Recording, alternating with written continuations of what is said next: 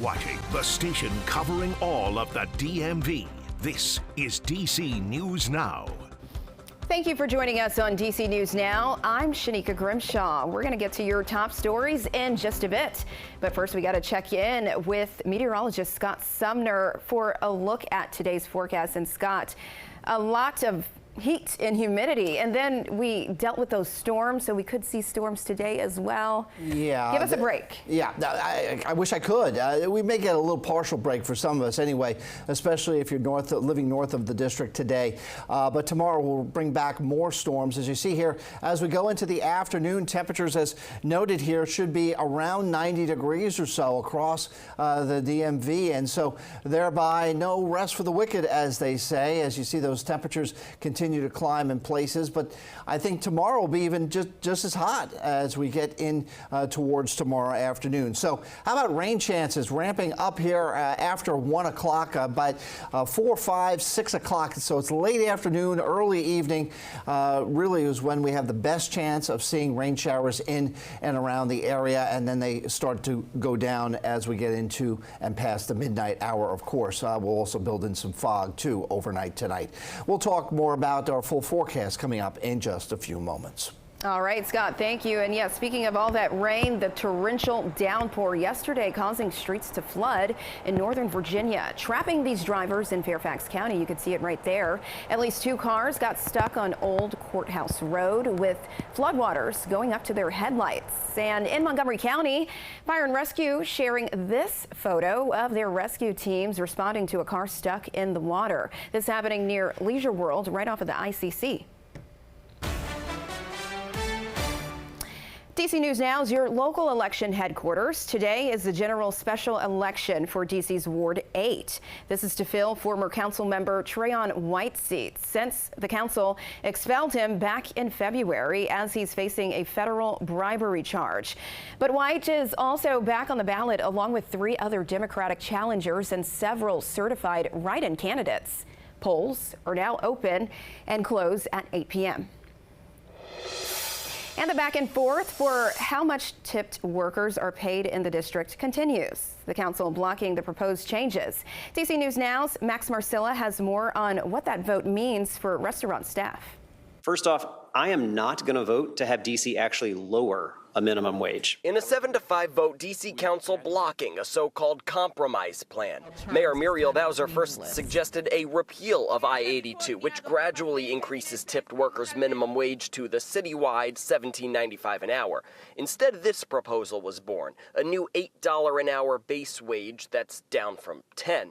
But if tips don't get those workers up to $20 an hour, the restaurant has to cover the difference. I think it was really incumbent upon us as policymakers to make some changes. Those pushing for the deal say the impact of higher wages on restaurants has been significant. Many restaurants have cut jobs as a result of these increases. I've heard from restaurants who have had to close. But one tipped worker we spoke with says sticking with I-82 is the way to go. I work at a place that is already paying me over the minimum wage with tips on top, so I know that this can be done. Many council members acknowledge the current plan isn't necessarily the path forward and are vowing more conversations before the budget's final approval later this month. But council member Janice Lewis-George, whose amendment blocked the proposal, says workers need a seat at the table. They have children, they have their spouses, they have housing. Can we center workers and recognize that they were supposed to get a wage increase and they're not getting it?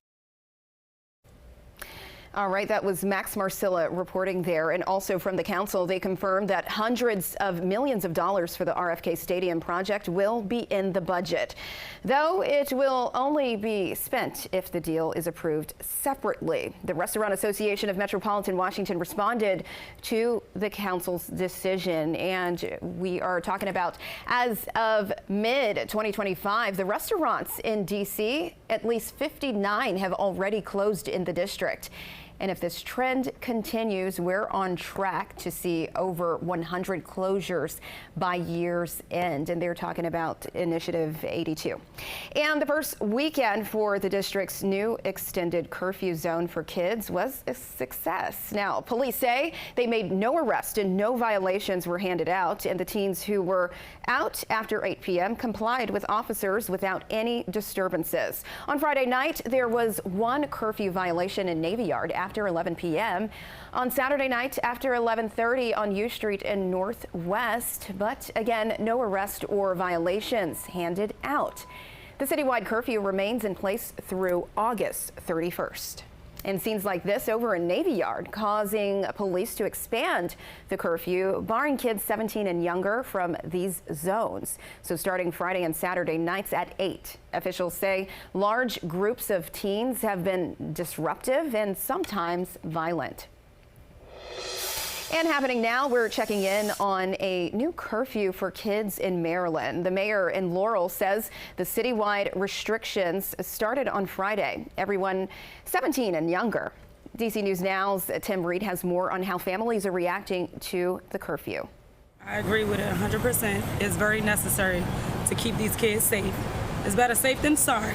Parents in the city of Laurel we spoke to all support the mayor's curfew. That is meant to keep the community and kids safe. Maybe hold your kids closer. Let them know that, the next person may not be on that type of time.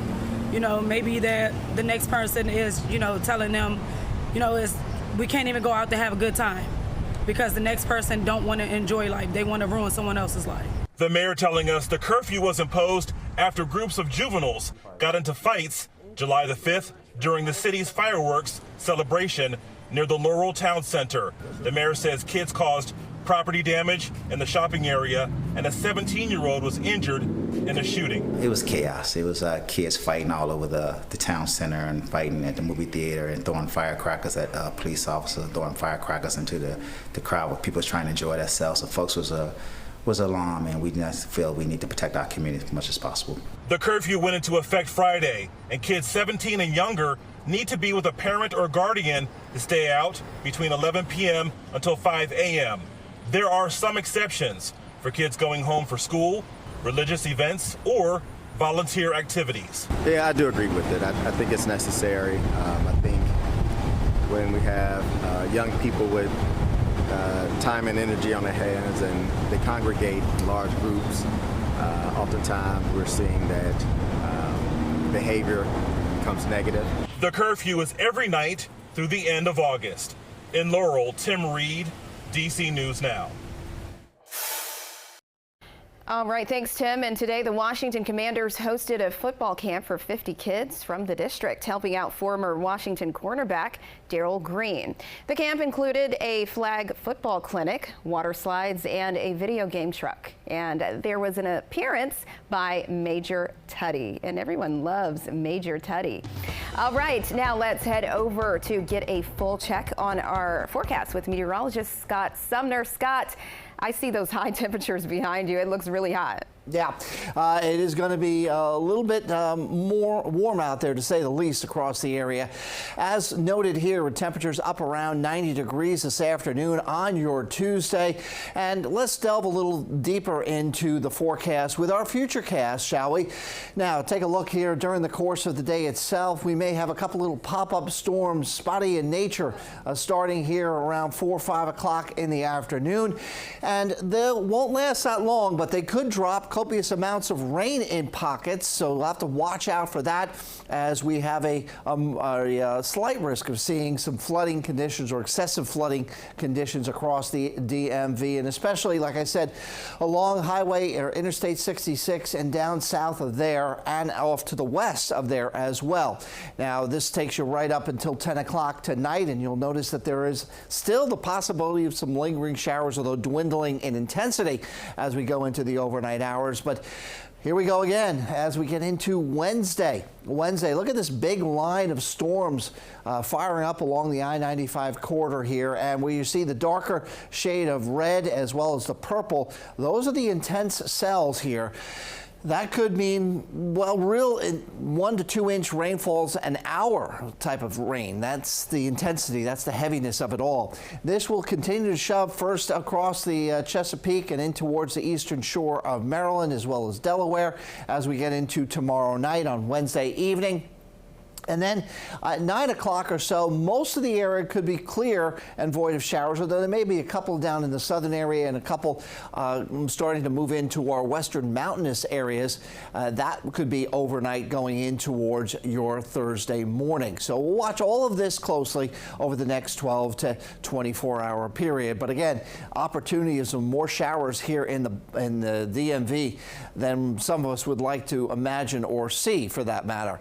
Planning your day today for the noon hour straight through 8 o'clock on your Tuesday, we're looking at just an opportunity, like I said, of a spotty shower or thunderstorm cropping up, very individualized here, and then dissipating, and then we don't see another shower at all. And so, of course, the radar is quiet, and the 8-day outlook, as noted here, shows that we stay very unsettled here through the week and going into the upcoming weekend. All right, Scott, thank you. And for helping you stretch your dollar today, there's a new crop of college graduates entering the job force, and this new chapter can be overwhelming. DC News Now's Haley Milon has more on how to get set up for money and success. From electing benefits to establishing savings, there's a lot to think about here. For new grads starting off careers for the first time, getting acclimated is a whirlwind. You can take some steps to plan, though, to set yourself up for financial success. This is the time to set the financial foundation for your future. Experienced Christina Roman says having a game plan makes all the difference. Some common mistakes that young graduates can make with those first couple of paychecks is to live beyond their means, creating a situation where they're living paycheck to paycheck. Bankrate says the average college grad is making about $68,000 in their first job. Let's break that down. A great start is maybe a 50-30-20 budget, where 50% goes to your needs, 30% goes to those wants so that you don't feel chained down by your budget, and 20% goes towards saving. Using that average salary with a take-home pay of about $4,300 per month, you'd spend a little more than $2,100 a month on essentials, $1,300 a month on your wants, and you'd stow away about $860. Experian emphasizes building credit both for long-term goals like buying a car or house and your short-term needs. Whether it's buying a car, whether you want to buy a home later in life, but also it can even be essential for those immediate needs like renting an apartment or applying for utilities. So your credit could be used in the application process. Experian offers tools to help consumers track their subscriptions, identify any bills that maybe they can qualify for lower costs for. I'm linking those tools for you over on DCNewsNow.com. Just keyword search, stretch your dollar. I'm Haley Milon, back to you. Haley always coming through with the good tips there. And we're also helping you stretch your dollar ahead of the new school year. Maryland and Virginia have their annual sales tax holidays. That's going to be next month. And in the Commonwealth, you can shop tax-free August 1st through the 3rd. And in Maryland, it's from August 10th to the 16th. You'll be able to buy school supplies, clothing, and shoes without paying a sales tax. And you can find a list of eligible items on our website at dcnewsnow.com. Just search tax-free days. And now you can pick up DC souvenirs right at Reagan National Airport. The new Eastern Market store just opening. And we're taking a look at DCA right there, and the shop is the first ever government-opened store at the airport. It'll feature products from local district vendors and serve as a cultural and economic extension of the historic Eastern Market in Capitol Hill. Mayor Muriel Bowser says it's a great support for small businesses. Many creative and talented business owners of our city will have more and more customers who are coming to visit their nation's capital. And you can find the store on the south side of the Terminal 2 near Gate C. All right, this is exciting. Peppa Pig is coming across the pond to the Tyson Center. The popular British children's show is teaming with Camp for a new themed experience. Camp says it's an immersive experience, and it will start in Miss Rabbit's train before heading to Dinosaur Park. Kids will get to take a picture with Peppa Pig that looks like so much fun, and the experience leads up to the introduction of Peppa's new baby sister, baby Evie. You can find a link to book tickets on our website. That's going to be at dcnewsnow.com. And yeah, really exciting for those kids out there. And that's all the time we have for you this morning on DC News Now, but be sure to stick around for more news and weather coming up on the news at noon.